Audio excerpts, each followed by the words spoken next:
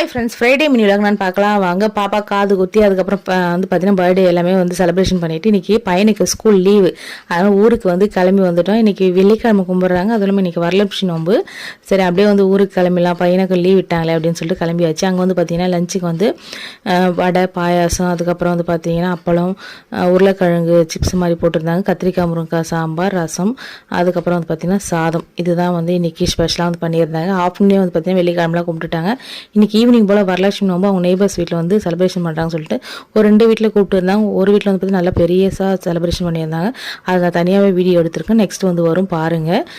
அப்புறம் வந்து பார்த்திங்கன்னா சாமிக்கு வந்து இலையெல்லாம் போட்டு புடவெல்லாம் வச்சு சூப்பராக வந்து சாமியும் கும்பிட்டாங்க. எல்லோரும் ஒன்றா உட்காந்து சூப்பராக வந்து பசங்களாம் வந்து என்ஜாய் பண்ணி சாப்பிட்டுட்டு இருந்தாங்க. அண்ணா மட்டும் ஆஃபீஸ் போயிருந்தாங்க, அதனால் வந்து பார்த்திங்கன்னா நாங்கள் வரைக்கும் தான் இருந்தோம்.